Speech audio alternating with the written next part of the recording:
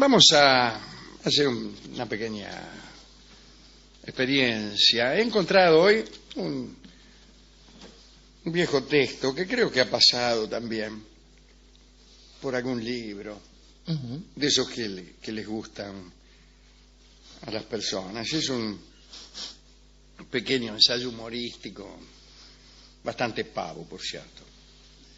Se llama Condensación y Expansión.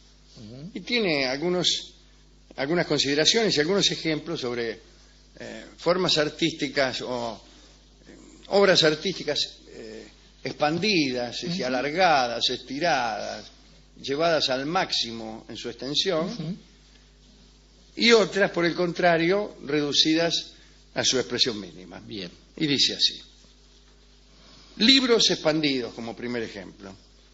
Dice, todos conocemos el éxito de los libros condensados.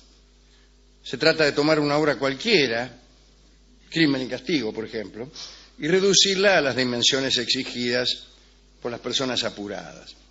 De este modo, si una novela tiene 400 páginas, la condensación tendrá 40, para alegría de tanta gente que cuando oye hablar de un libro no desea leerlo, sino haberlo leído. Es posible imaginar una actividad opuesta a la condensación. Algunos han imaginado que se puede realizar la tarea que consiste en expandir libros. Se trata de tomar un texto, la novela Crimen y Castigo, ya que estamos, y estirarlo lo más posible. Bueno, de este modo, sí, la versión original constara, como hemos dicho, de 400 páginas, el proceso de extensión la llevaría a 4.000. Examinemos el mecanismo a seguir. Si en la novela original el protagonista se dispusiera a cambiar de vereda, Dostoyevsky resolvería la situación del modo siguiente: Raskolnikov cruzó la calle, o se dispuso a cruzar la calle. El adaptador se encargará de puntualizar el nombre de la calle, la numeración, su extensión total, las arterias que la cruzan transversalmente, la identidad de las personas que la habitan en todo su curso y acaso una breve historia del proceso de su adoquinado, sin olvidar los nombres que trabajaron en aquella empresa, etc. Enciende alguien un cigarrillo, inmediatamente se indicará su marca y se escribirá un capítulo entero sobre el tabaco, su importancia comercial, sus características principales y el daño que hace a la salud. Los personajes secundarios deberán ser descritos, identificados y aclarados en todos los aspectos de su carácter, aunque se trate apenas de la persona que ha encendido una luz que se ve a lo lejos. Las objeciones a esta idea, bueno, son muchas para que negar. Los libros resultarían más caros. Cabe preguntarse quiénes podrían ser sus lectores. La respuesta surge inmediatamente. Así como los libros condensados son consumidos por gente escasa de tiempo y dinero, las obras expandidas estarían destinadas a quienes tienen dinero y tiempo de sobra. Siempre suele decirse que terminar un buen libro es en cierto modo triste. Parece que uno se despidiera para siempre de un buen amigo. Con los libros extendidos las despedidas serían menos frecuentes y hasta pueden imaginarse ampliaciones tan grandiosas como para permitir que un libro le alcance a uno para toda la vida. Hasta aquí la idea, pero hay que reconocer que este culto por la minuciosidad tuvo ya un ilustre representante, acaso desconocido para la mayoría de los lectores. Se trata de Engelbert Braddock, creador del realismo exacto, cuya única novela, Biografía de un cuñado mío, se parece bastante a un libro expandido. La obra alcanza las 11.000 páginas. Para escribirla, Braddock siguió a su cuñado durante casi 10 años, día tras día, con toda puntualidad. Su pluma implacable describió todos y cada uno de los actos del protagonista, por insignificantes que parecieran. Tan riguroso fue su seguimiento que casi no le quedaba tiempo para escribir. Según él mismo, aprovechaba las horas en que su cuñado dormía. Si el libro no resulta demasiado divertido, la culpa no es de Braddock, sino más bien de su cuñado, un hombre de hábitos tan rutinarios que hay capítulos que son copias exactas del anterior.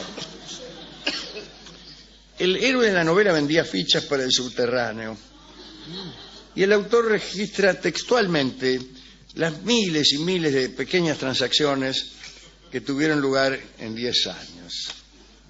Y así, tras un señor que compra 2 fichas, viene otro que pide 4, y después otro que quiere 6, y más atrás una dama que necesita 3. De este modo, así, atravesando pampas de aburrimiento, se llega a la página 4034. Allí el protagonista gana un perro de yeso en una kermés, y esto parece aumentar el interés de la obra, pero luego la acción decae nuevamente, aunque el perro de yeso suele aparecer cada tanto en otros episodios menores. Biografía de un cuñado mío no es una obra completa, sino apenas la primera parte de un trabajo más extenso. Braddock está escribiendo la continuación. Tomemos ejemplo de la tenacidad de este hombre cuya tarea solo encontrará fin con su muerte o acaso con la de su cuñado. Una reflexión última. La obra de Braddock, como la idea de los libros expandidos, es una vana tentativa de oponerse a una verdad inapelable. Todo libro es una condensación. Claro. Cortísimos metrajes. La idea de hacer películas de corta duración no es nueva. En realidad las primeras obras del cine eran muy breves. Después, el progreso del lenguaje cinematográfico estableció ciertas convenciones, una de las cuales parece establecer que una buena cinta debe durar por lo menos 1 hora y pico. El cortometraje floreció apenas como un género menor, reservado a los cineastas bisonios y a los canadienses. Hace unos años un creador genial, Laszlo Martok, sorprendió a sus conocidos con la realización de los llamados cortísimos metrajes. Se trataba, como el nombre ya nos lo hace sospechar, de películas breves, la más extensa de las cuales apenas superaba los 12 segundos. El realizador perseguía con estos 2 objetivos principales. Primero, lograr una síntesis conceptual. Segundo, ahorrar película. De estas 2 metas, la que se alcanzó sin lugar a dudas fue la segunda. Pasemos revista a la filmografía de Martok. Su primer intento se remonta a 1963. En ese año estrena Vida de Johann Sebastian Bach, un drama histórico de 9 segundos. En la primera escena se ve al insigne músico sentado ante una partitura inconclusa. La segunda nos lo muestra en su vejez, rodeado de sus hijos, y la tercera muestra su silla vacía, con la que se sugiere que el genio ha muerto. Qué bueno. La palabra fin disipa las eventuales dudas acerca de la continuación de la obra. La carga de la Brigada Ligera es una remake de 6 segundos. En su única escena puede verse precisamente una carga de la Brigada Ligera. Menos feliz es Crimen y Castigo, versión en 10 segundos de la obra de Dostoyevsky. Raskolnikov aparece en cámara y dice: maté a una vieja y me remuerde la conciencia. Luego vienen 55 días en La Coruña y El tango en Estonia, una comedia musical que estuvo a punto de arruinar a Martok a causa de los altos costos de vestuario y orquesta. En 1968 filma El Suspiro, un film que dura lo que un suspiro. Y es solamente eso, un suspiro. Incursiona más tarde en el género cómico con Mi marido es un salame, una película menor destinada al gran público e inspirada en el deseo de obtener réditos a cualquier precio. Su duración fue de 4 segundos. Ya en el ocaso de su poder creativo, Martok filmó 20.000 leguas de viaje submarino, una historia en 10 segundos, en cada uno de los cuales el Nautilus recorría 2.000 leguas. El sucinto talento de Martok parece oponerse al más ocioso de Engelbert Braddock. Sin embargo, ambos quisieron vanamente reflejar la realidad. El uno totalmente, el otro, discúlpeme, Sí. en forma harto fragmentaria. El tema de este asunto es la misión del artista. El reflejo, la creación de otra realidad, su reducción, su expansión. Las dimensiones, Alejandro, son algo que ha movido a muchas personas a reflexionar para poder sacar de ahí alguna teoría. Dice algún artista justamente que los gatos existen para que un hombre sepa lo que es acariciar un tigre, y habla de una forma de las dimensiones. Pero estaba pensando que desde Braddock hasta Martok hay mucha gente que se ha acercado a estas cosas. Por ejemplo, no estaba anotando por allí, hay canciones que son efectivamente la condensación de otro tipo de relatos. Hemos descubierto una aquí en el programa hace muchos años. El viejo vals es un resumen de La Gran Aldea, de Vicente Fidel López, por ejemplo, donde cuenta la historia de la chica y qué sé yo. Pero después, si uno se fija en los teleteatros, no son otra cosa que el arte de Braddock llevado a su más alto nivel. Por ejemplo, una escena en la cual Pablo Echarri está por decirle a Florencia Peña que es una pésima esposa, pero es mejor que no se dedique a ser actriz en el marco de una novela de Dumas, puede llevar absolutamente 6 horas, por ejemplo, y ninguno de los dos se da cuenta de lo que están diciendo. Es una forma artística, es una experiencia que se está haciendo.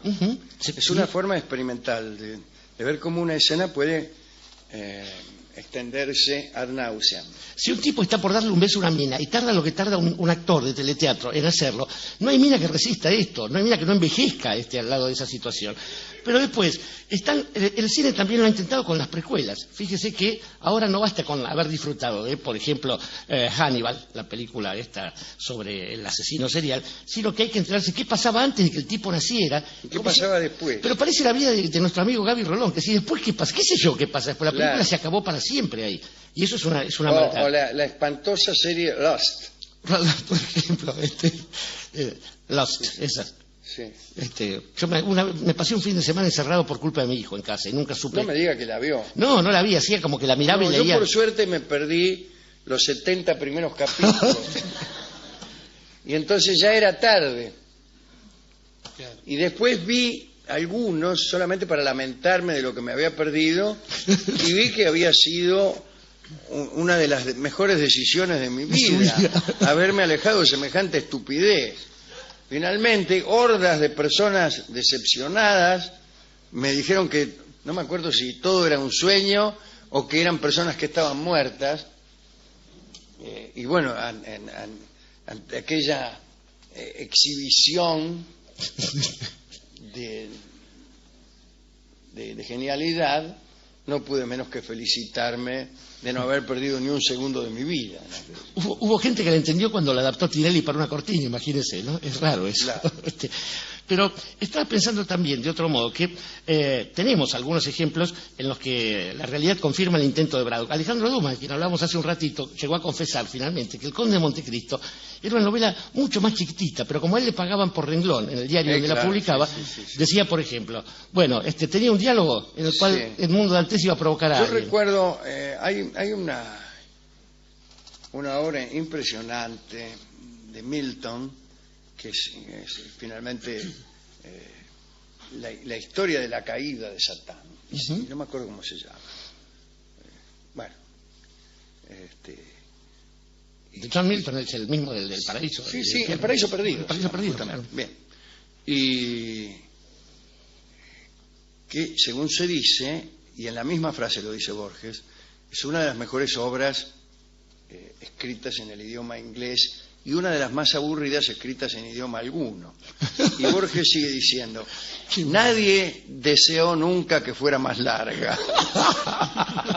Es tremendo eso. Está la extensión de la obra es una de sus propiedades. Justamente. También estaba pensando en otras artes, cómo sería esto, por ejemplo, y descubrí que había ya. ¿Qué pasaría con un cuadro si hiciéramos el ejercicio Braddock o el ejercicio Martok?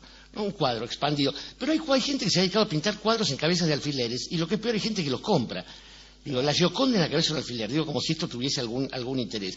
Pero en realidad, hoy estamos... Se puede perder con mucha facilidad. Sí, y lo que es peor, pincharse uno y tragárselo y morir por culpa de la Gioconda. Contrariamente, hay cuadros enormes del Tintoretto que ocupan, qué sé yo, no digo manzanas, pero casi una cuadra. Una cuadra, totalmente. Y después estaba pensando finalmente en, una vez más, hoy es una noche flobertiana, en nuestro amigo Flaubert le comentaba a usted lo que decía él acerca de agregar cosas a los textos. Él hablaba mal de los críticos en general, pero también de algunos contemporáneos, y decía que a veces no hay nada más que agregar. Y recordaba esto, decía, tengamos la modestia de los animales heridos o agonizantes, que ya sabiendo lo que va a suceder, y como lo que va a suceder es inexorable, le ahorran otra cosa al mundo de su presencia y se van a un rincón, sin molestar a nadie, sin agregar un solo gemido a lo que está pasando. Y después... decía también el que el agregado de cosas y de palabras o de situaciones a una historia no le dan absolutamente nada, igual que a una vida. Él decía, los que son como nosotros necesitan la religión de la desesperanza. ¿En qué consiste la religión de la desesperanza? Es decir, bueno, hay que repetir, es así, es así, es así, y contemplar ese agujero negro. Y después, quizás a uno le sobreviene la calma, porque todo lo demás forma parte de otra obra que se llama El Chamullo. El Chamullo es el tango que vamos a escuchar a continuación. Lo va a interpretar el sexteto de Mariano Mores. Adelante.